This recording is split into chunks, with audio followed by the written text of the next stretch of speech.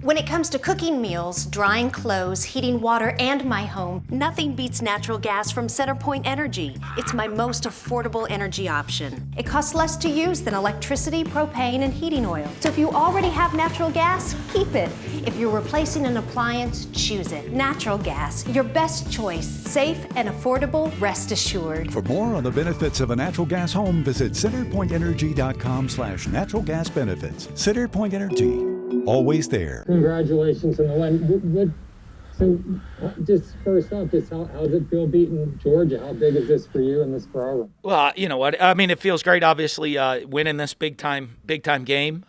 It's put us in a decent position. It's put us in a position to get ready to go beat we got Arkansas in 7 days. That's what it's put us in a position to have to go beat them 7 days from now. But besides that, we're at the midpoint of the season. We're in first place in the East, so big win. And I'm really proud of how our guys played and responded. Against one of the top defenses and top overall teams in the country. I got to ask, what was going through your mind about 4 minutes into that football game, down 14-0? Well, one of the funny things is you're sitting there and we're saying, hey, we want to start fast was a big deal to us, because last year, with the game, how it played out last year, you're looking at it, and if it's going to be that type of game, we wanted to try to play with a lead, and force to kind of extend the game, not let them slow the game down. But obviously, we didn't get lined up the right way on the first play. We gave up a 75-yard touchdown. They have explosive players. Then they convert a pass and score again, down 14-0. And I think, our guys were kind of a little, maybe shell-shocked coming out at that point of what was going on. But we did a nice job, settled down. Nobody panicked. I don't think. Everyone was just kind of like, whoa. But I think once we went down, got that first offensive touchdown, I think the attitude on our sideline changed, and everybody kind of remembered, hey, you know what? We can play pretty good defense and get 11 guys running the ball as hard as we can, and we can score points. And I think everybody kind of all of a sudden realized we're fine. We're going to be okay in this game. And, we came back and we got hot offensively, and guys started making plays. Thanks, Dan. Mark Long. Hey, Dan, what do you say about Kyle at this point? I mean, I know it wasn't great down the stretch there, but another 4-touchdown performance. He's 8 yards shy of Tim Tebow's school record for passing. Really, really carried you guys without Tony there a little bit too. Yeah, I think, Kyle did a really good job managing the game. I think he missed a couple of things, you look, we had some missed assignments out there on the touchdowns we gave up. Even the pick six, we had a receiver run the wrong, a receiver kind of go the wrong way. But a couple of decisions I think he's got to improve on that could have cost us there in the game. But a lot of great decisions as well. And I thought he did a really good job of managing the game, making the throws he needed to make. Obviously we would have liked to have been a little bit more efficient there in the second half. Kind of slowed down a little bit in the second half, and but we're playing with a lead and trying to manage the game and how the game was going at that point. Obviously, we kept talking. We need to get another touchdown. We didn't end up doing that, but overall, Kyle, I mean, he prepares really hard.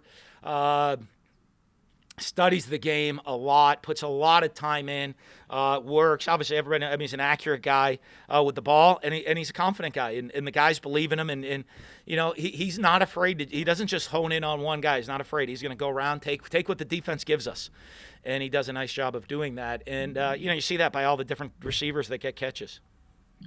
And Dan, you obviously it's been a long time since you've had a stranglehold like this on the East.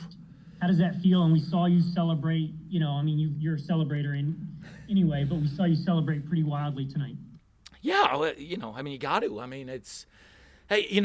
got to have some fun and enjoy this too. I know it's been a very tough, difficult year for everybody in every aspect of things. And, but when great things happen to you like this win for us tonight, we still got to be able to put a smile on our face and enjoy it. And, I'm just so happy for our guys. I'm proud of our guys. I told them before the game I was really excited to watch them play tonight because they've worked their tail off to be in this situation. And I enjoyed watching them play, and then I enjoyed celebrating. It's a great celebration, We're going to celebrate tonight too, and I'm going to have fun tonight. And then bright and early tomorrow morning, though, we're going to get on to Arkansas. Dooley. Yeah, Dan, I don't know if you know this stat or not, but you had as many possessions in the first half as you did the entire game last year. Actually, one more. You had 8 possessions in the. Well, 2 more. We only had 6, I think, last year. I think you had 7 last year, but who's counting? One of them maybe was like a take a knee on one play before the end of the half or something. But anyway, okay. But as far as that defense after that terrible start they get off to, their ability to get off the field, how much did that play into the way you were able to get the ball back for Kyle and be able to go be aggressive offensively? Well, it was huge for us. I think, you know what? I mean, Todd, all of a sudden you give that up and we get it drawn up, figure out what they're in and how they did it. And we had a misalignment on the long touchdown run to start off, and it's frustrating. A couple things. But I think our guys started to settle down.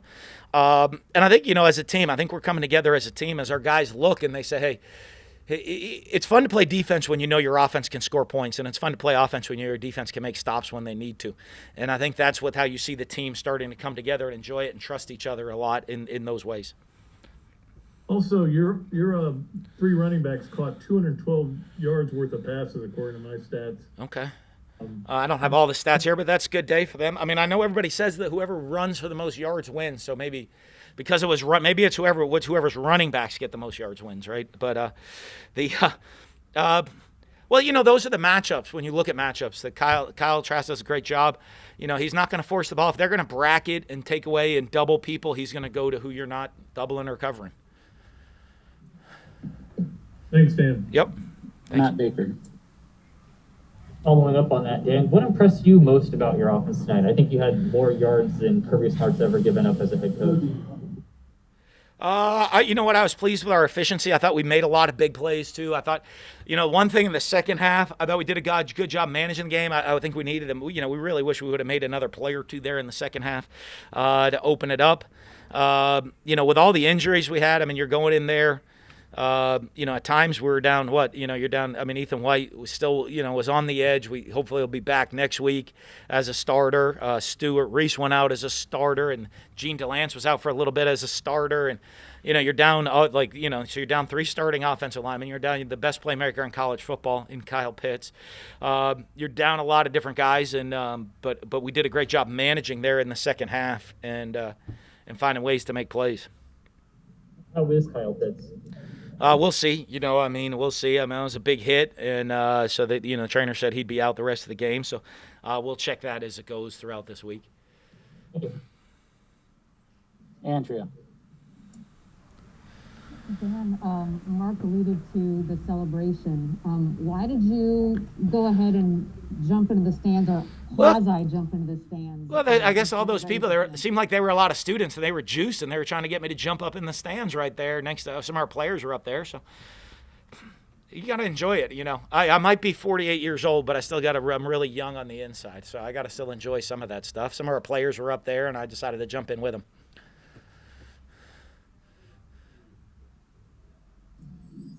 I had my mask on, though, Andrew, the whole time. Coach, what does this mean? What does this win mean to the progression and evolution of your program? And do you think maybe this could be a changing of the guard in the SEC East? I don't know about that. It means, I think last year everybody, it's like, okay, where are we at after the game? And, where we're at is we got to prepare for Arkansas next week at home, and that's really where we're at. And I don't know that this will have effect on next year's game. A lot like last year's didn't affect this year's. And so, I think everybody likes to look at that. I think it puts us in first place at the midway point in the East, and now we got a tough schedule ahead of us. We got to try to stay there and find a way to get to Atlanta. Did you feel, though, that this was sort of you've accomplished so much in your first 2 years that this was sort of a hump you had to get over? I don't know about that. I know, it was a big win for us. Anytime you have a top 10 matchup, those are big games. So I don't know the hump. Hopefully we get, if we can find a way to continue to improve, we might get more top 10 matchups as the year goes on, and we'll see how that goes.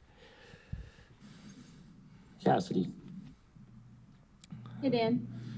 We saw in past years coming off a bye week, it almost seemed like a slow start in this game, and then you couldn't catch up did it almost feel like you had momentum coming off of that Missouri game, and maybe you would have even done better without a bye week, if that makes sense? Yeah, guess I don't know. The bye week thing is, to me, is such like a toss-up deal. That sometimes, hey, if we're coming off a bye week, we start slow. Then other times you're coming off a game and you're banged up and you don't have guys healthy, where if we had a bye week, we could have gotten them healthy. I don't know that it's a big deal. Either way, I'm not jumping up and down saying we have to have a bye week before this game.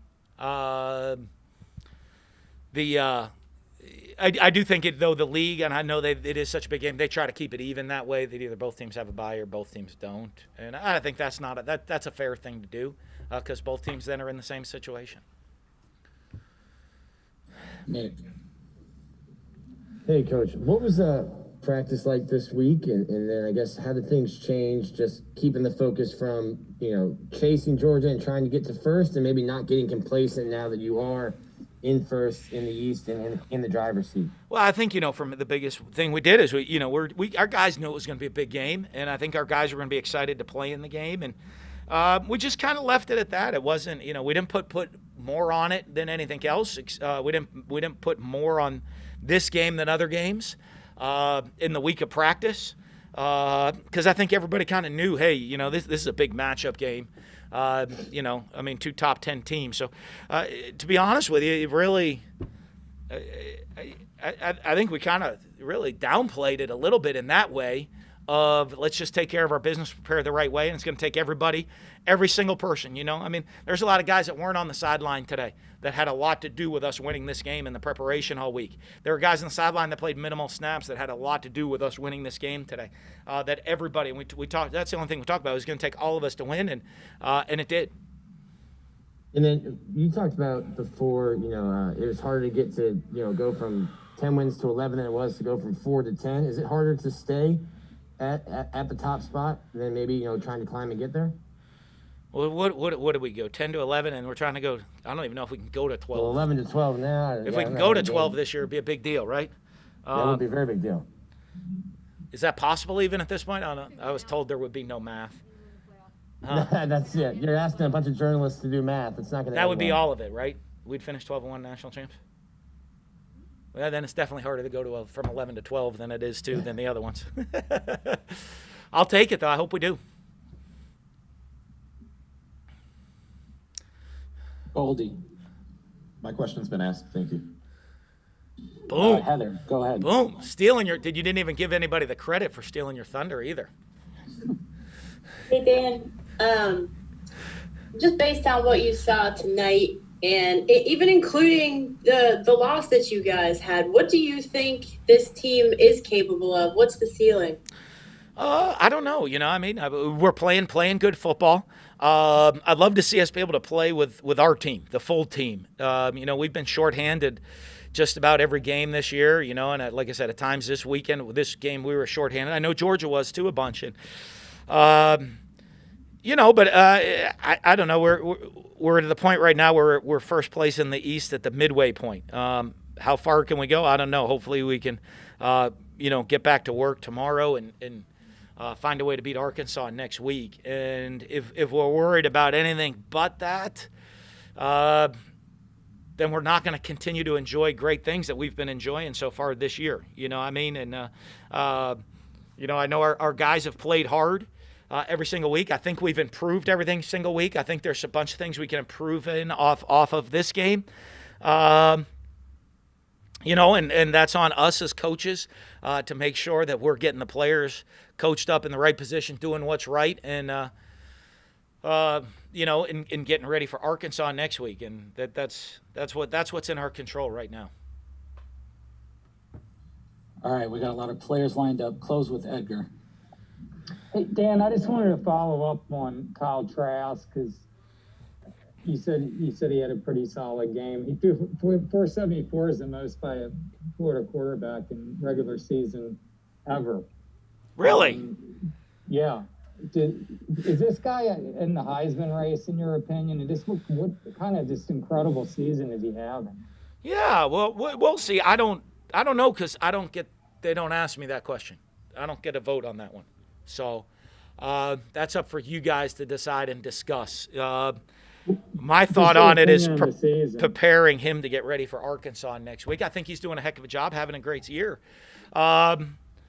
You know, and I think he keeps his checks and balances in there pretty well. You know, I don't. We'll see. You guys get to figure all that stuff out. You know, my job is to make sure he's ready to go against Arkansas next week. And you know, and if he keeps playing well, I think this: if you play well and your team plays well, individual awards follow. So if we continue to play well, he continues to play well as a team. We keep doing great things. Usually that's when individual awards come. And you know, if we keep winning and playing well, I'm sure he'll have the opportunity to get some individual awards. Thank you. Thanks. Thank you, guys. Go Gators.